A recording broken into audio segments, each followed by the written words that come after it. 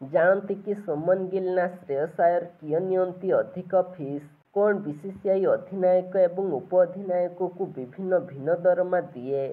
ତେବେ ସୂଚନା ଅନୁସାରେ ଟିମ୍ ଇଣ୍ଡିଆ ବର୍ତ୍ତମାନ ଅଷ୍ଟ୍ରେଲିଆ ବିପକ୍ଷରେ ଏକଦିନିକିଆ ସିରିଜ୍ ଖେଳୁଛି, ଯେଉଁଠାରେ ଅଧିନାୟକ ସୁମନ ଗିଲ୍ ପ୍ରଥମ ଥର ପାଇଁ ଏକଦିବସୀୟ ଦଳର ନେତୃତ୍ୱ ନେଉଛନ୍ତି।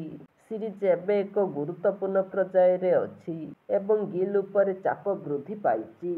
ଏହି ସମୟରେ ଉପ-ଅଧିନାୟକ ଭାବରେ କାର୍ଯ୍ୟ କରୁଛନ୍ତି ଶ୍ରେୟସ ଆୟର। କିନ୍ତୁ ପଡ଼ିଆ ବାହାରେ ଦୁଇ ଖେଳାଳିଙ୍କ ମଧ୍ୟରେ ରୋଜଗାରର ପାର୍ଥକ୍ୟ ଏବଂ ବିସିସିଆଇ ଅଧିନାୟକ ଏବଂ ଉପ-ଅଧିନାୟକଙ୍କୁ ପୃଥକ୍ ଦରମା ଦେଉଛି କି ନାହିଁ ସେ ବିଷୟରେ ବିତର୍କ ହେଉଛି। ସୁମନ ଗିଲ୍ ଆଜି ଭାରତୀୟ କ୍ରିକେଟର ସବୁଠାରୁ ଚର୍ଚ୍ଚିତ ଯୁବ ଚେହେରା ମଧ୍ୟରୁ ଜଣେ।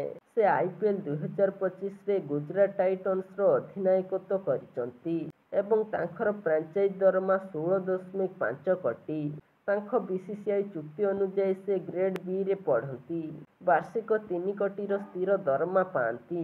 ମ୍ୟାଚ୍ ଫିସ୍ ଦୃଷ୍ଟିରୁ ଗିଲ୍ ପ୍ରତ୍ୟେକ ଟେଷ୍ଟ ମ୍ୟାଚ୍ ପାଇଁ 1.5 ମିଲିୟନ, ଏକ ଦିନିକିଆ ପାଇଁ 6 ମିଲିୟନ ଏବଂ ଏକ ଟି-20 ମ୍ୟାଚ୍ ପାଇଁ 3 ମିଲିୟନ ପାଆନ୍ତି।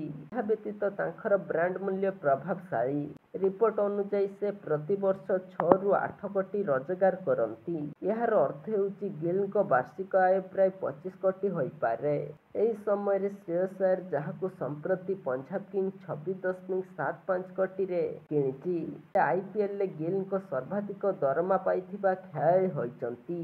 ତଥାପି ଗିଲ୍ଙ୍କ ପରି ସେ ମଧ୍ୟ ବିସିସିଆଇ ଚୁକ୍ତିନାମା ଦୃଷ୍ଟିରୁ ଗ୍ରେଡ୍ ବିରେ ପଡ଼ନ୍ତି ଏବଂ ତାଙ୍କୁ ବାର୍ଷିକ 3 କୋଟି ଦରମା ମିଳିଥାଏ। ଟେଷ୍ଟ ପାଇଁ 1.5 ମିଲିୟନ, ODI ପାଇଁ 6 ମିଲିୟନ ଏବଂ ଟି-20 ପାଇଁ 3 ମିଲିୟନ। ଏହାର ଅର୍ଥ ହେଉଛି ବୋର୍ଡ ଦୃଷ୍ଟିକୋଣରୁ ଉଭୟ ଖେଳାଳି ସମାନ ଆୟ କରନ୍ତି। କେବଳ ସେମାନଙ୍କର IPL ଚୁକ୍ତି ଏବଂ ବ୍ରାଣ୍ଡ ଡିଲ୍ରୁ ପାର୍ଥକ୍ୟ ଆସିଥାଏ। ବିସିସିଆଇର ଦରମା ଗଠନ ସମ୍ପୂର୍ଣ୍ଣ ଭାବରେ ଏକ ଗ୍ରେଡିଂ ସିଷ୍ଟମ ଉପରେ ଆଧାରିତ। ଖେଳାଳିଙ୍କ ପଦବୀଠାରୁ ସ୍ୱାଧୀନ। ଏହାର ଅର୍ଥ ହେଉଛି ଅଧିନାୟକ କିମ୍ବା ଉପ-ଅଧିନାୟକଙ୍କୁ କେବଳ ନେତା ହୋଇଥିବାରୁ ଅତିରିକ୍ତ ଦରମା ଦିଆଯାଏ ନାହିଁ। ବର୍ତ୍ତମାନ ବିସିସିଆଇ ଖେଳାଳିମାନଙ୍କୁ 4ଟି ଗ୍ରେଡରେ ବିଭକ୍ତ କରେ: A+, A, B ଏବଂ C। ଏଥିମଧ୍ୟରୁ ଗ୍ରେଡ୍ A+ ଖେଳାଳିମାନେ ବାର୍ଷିକ 7 କୋଟି, ଗ୍ରେଡ୍ A ଖେଳାଳିମାନେ 5 କୋଟି, ଗ୍ରେଡ୍ B ଖେଳାଳିମାନେ 3 କୋଟି ଏବଂ ଗ୍ରେଡ୍ C ଖେଳାଳିମାନେ 1 କୋଟି ପାଆନ୍ତି। ତେଣୁ ଯଦି ଜଣେ ଖେଳାଳି ଅଧିନାୟକ ହୁଅନ୍ତି କିନ୍ତୁ ଗ୍ରେଡ୍ ବିରେ ଅଛନ୍ତି, ତେବେ ସେ ଗ୍ରେଡ୍ A+ ଖେଳାଳିଙ୍କ ତୁଳନାରେ କମ୍ ଦରମା ପାଇବେ।